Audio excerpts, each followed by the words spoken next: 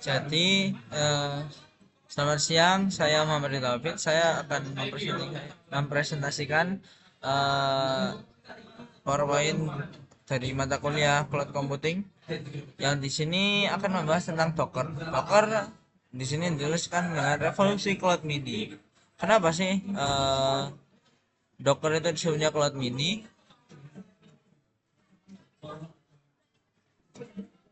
Mini di sini maksudnya adalah miniatur infrastruktur modern ya. Jadi eh, kalau dari engine-nya sendiri, Docker adalah platform open source yang memungkinkan pengembang untuk membungkus aplikasi beserta seluruh dependensinya ke dalam satu unit standar yang disebut container. Tapi kalau kita lihat dari perspektif bisnis, sebagai cloud mini, Docker memastikan aplikasi berjalan identik dimanapun, mau itu di laptop, server, atau di cloud publik. Nah, cloud mini ini atau Docker ini memastikan juga risiko itu risiko apa ya risiko buat eh, risiko yang lebih risiko besar di device sendiri itu hilang gitu loh. Jadi kayak bekerja di komputer saya tapi tidak di server. Kalau dari analoginya sendiri, kan tadi kan kita sempat bahas tentang Docker itu ada kontainer-kontainer gitu kan. Definisinya itu dia membungkus aplikasi dengan seluruh dependensinya ke dalam satu unit standar yang disebut kontainer. Kalau dianalogikan, Docker itu kayak kontainer baja standar. Dia nggak peduli nih isinya mau keramik mahal, mobil mahal, atau emas, atau mesin gitu. Nah, cara pengiriman itu sama. Terus kontainer itu bisa dimasukin ke truk, ya apa dibawa sama truk atau pengembangan, terus nanti dipindah ke kapal atau testing, lalu diturunkan di pelabuhan atau produksi tanpa pernah bongkar isinya. Ini menciptakan isolasi sempurna dan efisiensi ruang yang luar biasa. Keunggulan strategis dari Docker sendiri itu di efisiensi dan operasional itu di efisiensi operasional dan optimalisasi sumber daya.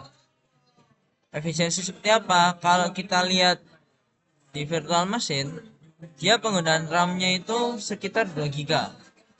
Mungkin ini idle atau udah proses ya.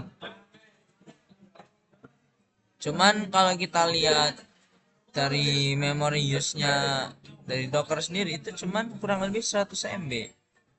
Ini jadinya ini tuh membuat apa ya? Efisiensi sumber daya yang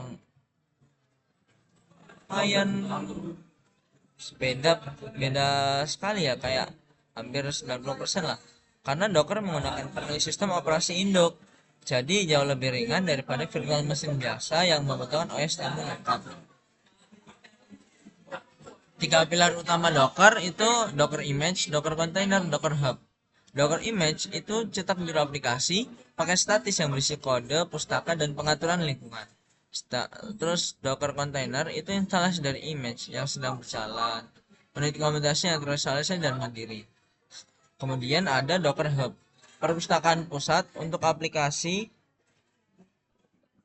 untuk perpustakaan pusat untuk berbagi dan mengunduh image aplikasi yang sudah jadi. Workflow dari Docker itu ada build, ship, and run. Proses pengembangan menjadi jauh lebih gesit dengan siklus hidup yang terstandarisasi. Build, kemas kode Anda menjadi Docker image. Ship, unggah image ke registry atau cloud lokal. Run, jalankan kontainer di server manapun.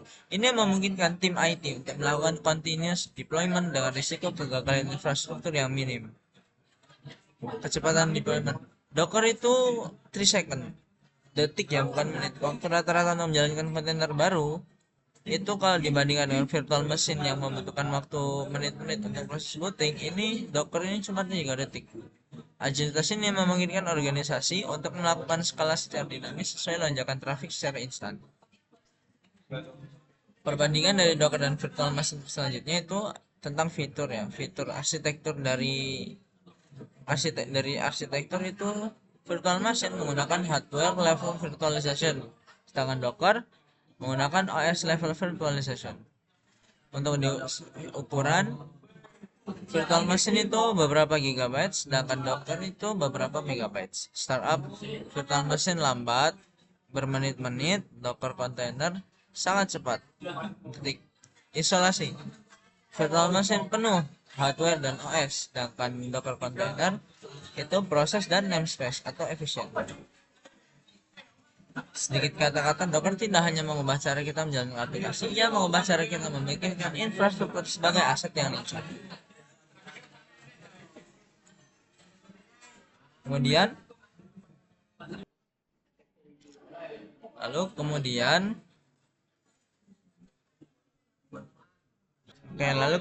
kita beralih ke PowerPoint selanjutnya, itu tentang bencana digital, website lambat. Kenapa bisa disebut bencana digital? Dan kenapa pula kecepatan adalah mata uang utama di era ekonomi digital? Karena mereka itu memberikan dampak finansial langsung kepada kita gitu loh. Kayak kita lagi mau transaksi, misal bayar makan, tapi kecepatan digitalnya tuh kayak apa ya, website atau aplikasinya itu lambat banget. Akhirnya gagal terus apa namanya, akhirnya uangnya masuk tapi status yang kita terima gagal, gitulah. Itu membuat dampak finansial secara langsung. Di dunia digital ada aturan 3 detik, 40% user abandonment. Ekspektasi user menurun, hampir setengah dari pengunjung Anda akan meninggalkan website jika halaman membutuhkan waktu lebih dari 3 detik untuk memuat. 1 detik pertama saat krusial. Setiap keterlambatan tambahan secara eksponensial meningkatkan peluang Anda ada kehilangan saat pelanggan. Penurunan konversi per detik, 0 detik, 1 detik, 2 detik, 3 detik, 4 detik. Dan semakin mengurang, tingkat konversi turun rata-rata 4,42% untuk setiap detik tambahan waktu muat, 0-5 detik. Jadi semakin itu walaupun cuma 5 detik tapi kayak ngasih dampak ekonomi finansial yang langsung juga. Nah, kita mau masarin sesuatu lah kok websitenya lemot, akhirnya malas pindah. Analogi antrian abadi, restoran tanpa pelayan. Bayangkan kalau kita itu masuk ke restoran mewah tapi gak ada pelayan yang kayak welcoming gitulah selama 10 menit. Nah, kita kan pasti kayak, ini sebenarnya restorannya niat gak sih jualan? Akhirnya kan kita gak jadi masuk, malah jadinya pindah ke restoran sebelah. Di dunia digital, restoran sebelah itu hanya berjarak 1 klik. Website yang lambat adalah bentuk layanan pelanggan yang buruk yang mengusir tamu secara halus. Reputasi dan visibilitas. Hukuman algoritma Google, penurunan CEO, maksudnya itu Google memprioritaskan core web vitals. Website lambat akan tenggelam ke halaman belakang hasil pencarian. Crowd budget Googlebot akan lebih jarang mengunjungi website Anda jika loading lambat, menghambat indeks konten baru. Quality score dalam iklan berbayar atau ads, landing page yang lambat menurunkan skor kualitas dan meningkatkan biaya per klik. Lunturnya kepercayaan. Website yang lambat dipersepsikan sebagai brand yang tidak profesional, tidak aman, dan ketinggalan zaman. 79% konsumen yang tidak puas dengan performa website melaporkan bahwa mereka kemungkinan besar tidak akan pernah kembali untuk berbelanja. Studi kasus raksasa. Perusahaannya Amazon. Amazon itu perubahan performanya 100 ms delay. Wah, dia delaynya cuma 100 ms, tapi dampaknya itu penurunan penjualan bisa 1% sebesar Amazon. Lalu ada Google 0,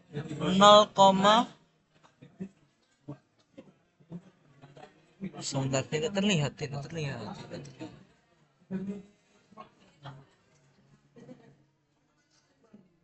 Nah, kalau Google ini dia 0,5 second, 0,5 detik delaynya, trafficnya langsung turun 20%. Pinterest dia load time-nya 40%. Load time-nya lebih cepat 40%. kenaikannya itu sampai 15%. Walmart cuman 1 detik load time-nya berkurang, kenaikannya 2%. Itu dampaknya gede banget nih. Apalagi setidaknya itu perusahaan-perusahaan besar yang per, per harinya bisa menghasilkan miliaran rupiah. Bayangkan kalau itu sampai mempengaruhi penjualan, mungkin menurunkan atau menaikkan pencurian anggaran marketing. PPC yang sia-sia. Anda membayar untuk iklan, namun user pergi sebelum sempat melihat penawaran Anda. Abandon carts. Proses checkout yang lambat adalah penyebab nomor 1 pembeli membatalkan pesanan mereka. Customer lifetime value. Kehilangan kesempatan untuk referensi pelanggan karena pengalaman pertama yang mengecewakan. Strategi infrastruktur digital. Mari amankan aset digital Anda. Oke, sekian saja itu dari saya. Terima kasih. Wassalamualaikum warahmatullahi wabarakatuh.